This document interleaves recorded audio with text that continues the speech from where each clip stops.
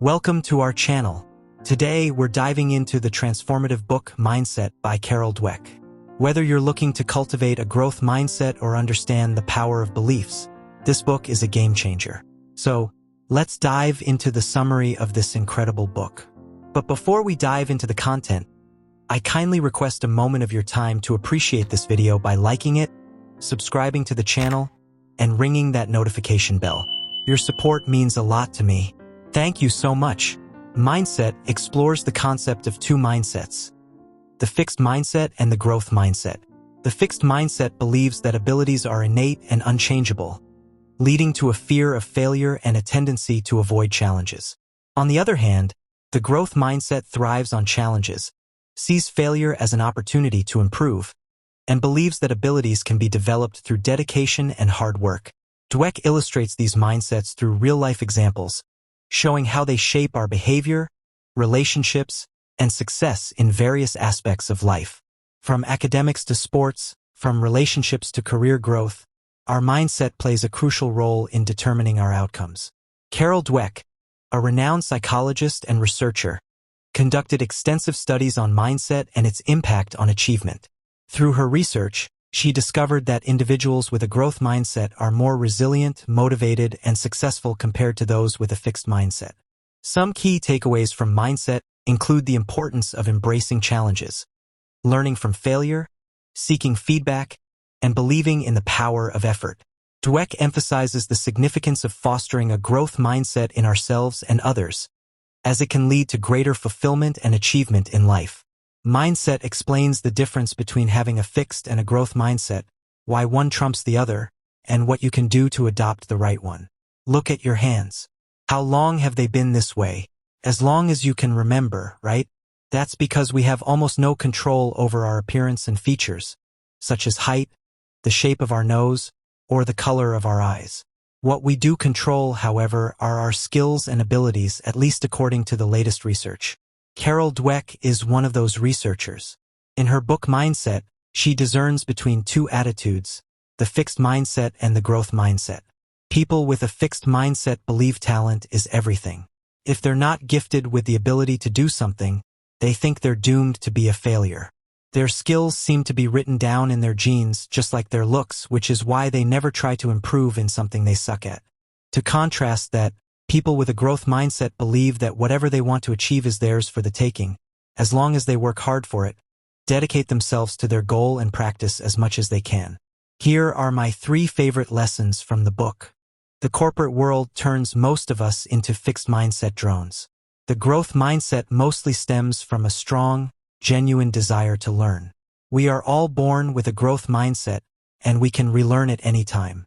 Let's take a look at these two mindsets and see how you can go from one to the other. Lesson 1. The corporate world turns most of us into fixed mindset drones.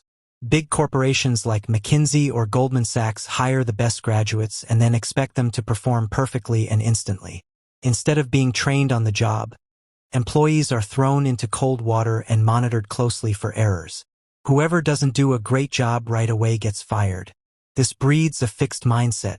In a fixed mindset world, talent is king. Naturally, people want to look talented all the time.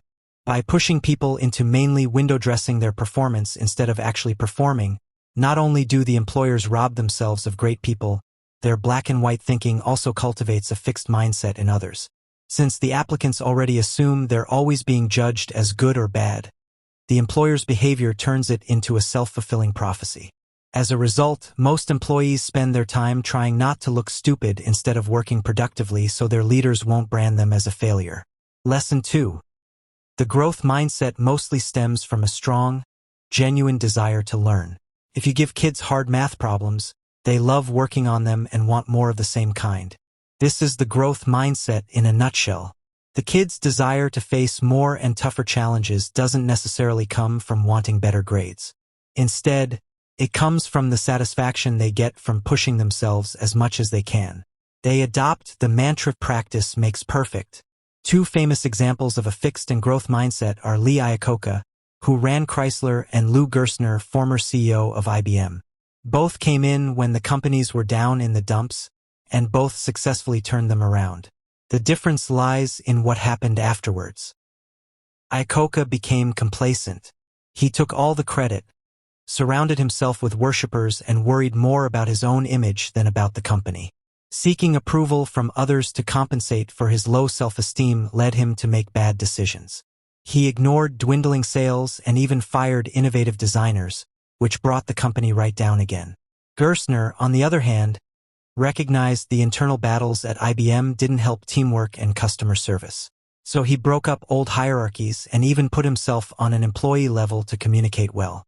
By focusing on teamwork and learning from past failures, he showed a true growth mindset and brought sustainable success to IBM. In a similar manner, a furious, fixed mindset golfer might fire his caddy or throw his shoes into the crowd. Michael Jordan, on the other hand, never let a mistake stop him. I've missed more than 9,000 shots in my career. I've lost almost 300 games. 26 times. I've been trusted to take the game-winning shot and missed. I've failed over and over and over again in my life. And that is why I succeed. His airness has spoken. And he's become the first billionaire basketball player in history. Trying to avoid difficult situations is characteristic of a fixed mindset.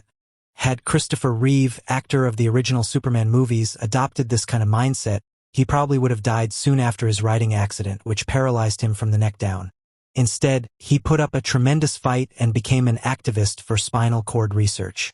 Eventually, he could move his arms, legs, and upper body again. He even walked across the bottom of a swimming pool. Lesson 3. We are all born with a growth mindset, and we can relearn it anytime. Surprisingly, we are all born with a growth mindset.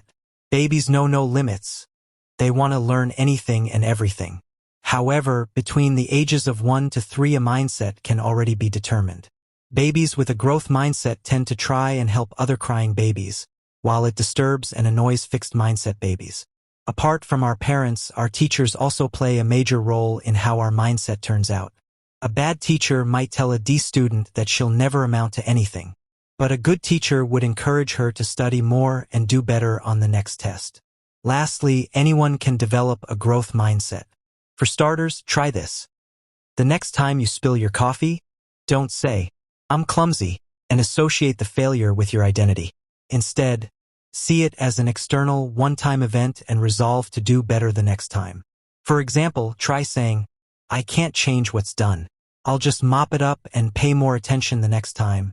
This way, you'll spend more time working towards your goals and dreams, and less time worrying about what's wrong with you. Mindset reminded me a lot of the book Learned Optimism, where the difference between success and failure lies in the perspective you choose to take. This book does a great job at explaining where the two mindsets come from, what consequences they have, and how to adopt a growth mindset yourself. Those are the individuals who truly deserve to immerse themselves in this extraordinary book. The 37-year-old actor, who thinks it's too late to change careers. The 16-year-old, cocky high school student, who never studies because good grades fall into his lap. And anyone who believes talent is all you need, and if you don't have it, you're screwed. You have powerful beliefs that affect what you want in life and whether you get it. In Mindset, psychologist and researcher Carol S. Dweck argues that the way you think determines the course of your life, starting as early as your preschool years. You learn one of two mindsets from your parents, teachers, and coaches. That personal qualities such as intelligence and ability are innate and unchangeable, the fixed mindset, or that you and others can change and grow, the growth mindset. Understanding and adjusting your mindset can change your career, relationships, the way you raise your children, and your overall life satisfaction. In this guide, we explore Dweck's mindset theory, most notably the nature versus nurture debate. We connect her ideas with other self-help books to further explore the damage a fixed mindset causes and the benefits of a growth mindset. Finally, we link to practical tools and techniques to help you learn how to overcome a fixed mindset and embrace taking chances and making mistakes. Bullying. Dweck believes that bullying can cause victims to develop fixed mindsets. Victims come to believe that they really are inferior in some way, and therefore must deserve the bullying. This is especially true if no one else stands up for them. Dweck adds that victims with fixed mindsets are more likely to have revenge fantasies, to want to strike back and hurt the bully, either to prove their own superiority or because they see the bully as a bad person who deserves to be punished. Conversely, victims who have growth mindsets, despite the bullying, are more likely to want to understand, help, and ultimately reform their aggressor. Furthermore, Dweck argues that bullying not only causes but is also caused by fixed mindset thinking. The bullies judge vulnerable kids as inherently less valuable. Bullies prove their superiority by singling out others as inferior because of some real or perceived difference.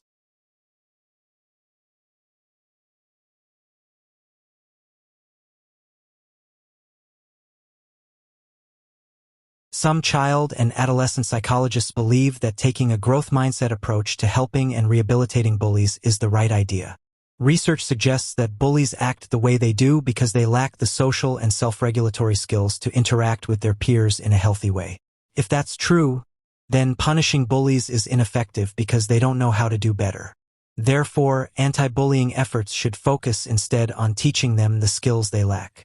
How the mindsets affect your life. Dweck says that your mindset is the basis of your thoughts, actions, and experiences. It impacts every aspect of your life. Here are a few examples. The mindsets in sports. Fixed mindset thinking is often found in the world of sports, where the child who is a natural is expected to achieve and the others aren't. Naturals do exist in sports, but Dweck believes that talent becomes a drawback for people with fixed mindsets. These kids tend to not push themselves, either because they already feel superior or because they're terrified of failure. Furthermore, fixed mindset athletes tend to put individual performance ahead of teamwork because they're preoccupied with their own success. In contrast, Dweck says that athletes with growth mindsets find defeat motivating, rather than discouraging or frustrating. They define success as learning, improving, and doing their best. Athletes with growth mindsets also understand the importance of working with their teammates. They don't look down on people whom they see as less talented than themselves because they believe in their ability to improve. Practice widens talent gaps. While Dweck acknowledges that some people are more talented in certain areas than others, she may be understating how impactful that difference is. The sports gene discusses a study from the early 1900s where adults practiced multiplying three-digit numbers together, and researchers tracked their improvement. The study found that the adults who were more skilled at the beginning of the study also improved more quickly. In other words, practice widened the gap rather than narrowing it. The takeaway: people who are naturally talented actually benefit the most from practice. This effect can be compounded for early bloomers, who benefit from additional opportunities to nurture their natural talent. Because of this, one study suggests that the difference between the effects of talent versus hard work might not be as clear-cut as it seems. Here's how it works. At a young age, someone is identified as gifted in a particular area, say, football. Adults nurture those gifts through special attention and extra training. For example, they encourage the child to attend training and workout sessions and to try out for the football team. Thanks to this extra work, the student advances in that area more than his peers. The perceived talent has become a self-fulfilling prophecy. For instance, the student has become a skilled football player through hard work, all while believing that he's just naturally gifted at it. The mindsets in business. Dweck believes that the mindset of a company's leader is a key determinant of whether a company fails or succeeds. Fixed mindset leaders tend to believe they're geniuses who don't need strong executive teams, just underlings to implement their ideas. They're concerned with looking superior and enhancing their own reputations, rather than serving the company's best interests. Dweck explains that their egos drive them to belittle their employees and ignore or deny their own mistakes, which can run their companies into the ground. In contrast to the companies with fixed mindset leaders, the atmosphere in a company with a growth-oriented leader is positive and energized. They believe in everyone's ability to learn and develop. Dweck says that instead of using their company as a tool for self-promotion, growth-minded leaders focus on improving the company and employees.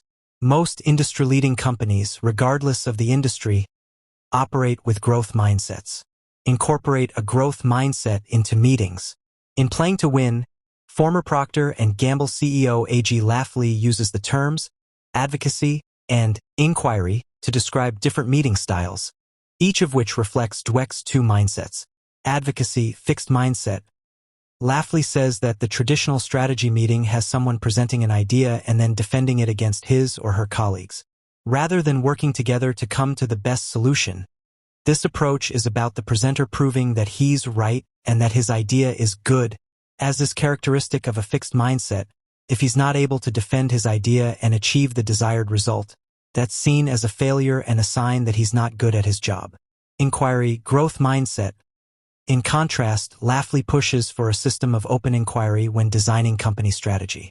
In this system, the presenter asks for ideas and feedback from the audience. The purpose isn't to prove that he's correct, and therefore smart and talented, but to come up with the best possible strategy for the company. As with a growth mindset, this system recognizes that every employee has the potential to contribute, every idea has the potential to be better, and that even a talented and experienced strategist may have overlooked something. The mindsets in relationships. Dweck believes that having a fixed mindset can lead to relationship problems. In a fixed mindset, you believe that your traits and your partners are unchangeable. As a result, you also believe your relationship is unchangeable. You're either meant to be and will live happily ever after, or you're doomed to a life of misery and an eventual breakup. Dweck points out that people with fixed mindsets have counterproductive beliefs about relationships. For example, partners should be so in sync that they can read each other's minds.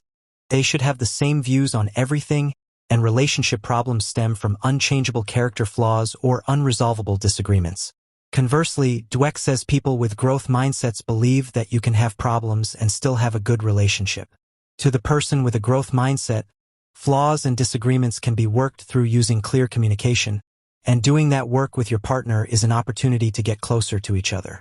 Growth begins with acceptance.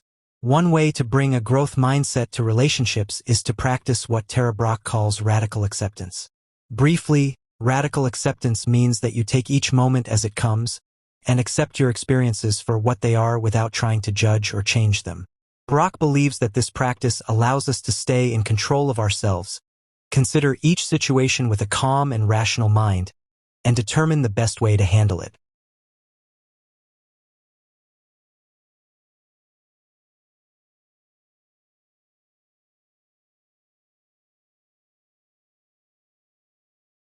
In relationships, radical acceptance means approaching problems and disagreements with recognition and compassion.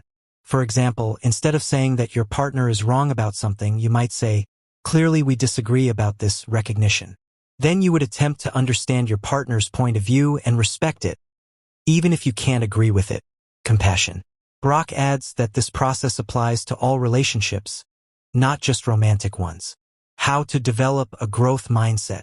Dweck believes that learning about the two mindsets and how they affect you can prompt you to start making changes. However, completely changing your habitual thought patterns takes time and work. Often, the fixed mindset hangs around and competes with the growth-oriented ways of thinking that you're trying to adopt. Your fixed mindset beliefs about being smart, athletic, talented, or ambitious might be your source of self-esteem, and it can be difficult to give up those beliefs for more challenging ideas about developing yourself through effort and mistakes. Dweck warns that when you reform your mindset, you may temporarily feel like you're losing your sense of who you are. However, the growth mindset ultimately frees you from constantly judging yourself so you can be authentic and explore your full potential. In other words, you won't be so concerned about who you are, because you'll be focused on who you can become. Mindset begins with values. One way to change your mindset is to examine your values and determine whether they support a growth mindset. In The Subtle Art of Not Giving a F***, Mark Manson argues that our thoughts and actions, and ultimately our happiness, begin with our values. Manson describes 3 criteria for healthy values, 2 of which strongly align with a growth mindset. They're fact-based. Positive values stem from concrete and provable facts, rather than feelings or opinions. For example, honesty is a positive value, while happiness, a feeling not rooted in anything concrete, is a negative one. While natural talent may be quantified through a measure like IQ, you can also gauge values like hard work and diligence through how much you practice and improve in a skill. They're constructive. Positive values benefit you and those around you. For example, discipline is a positive value, while power, which relies on pushing others down in order to elevate yourself, is a negative one. A growth mindset is inherently constructive, since it pushes you to improve yourself. They're within your control. Positive values don't rely on external factors. For example, fame is a negative value because it's based on other people's opinions of you.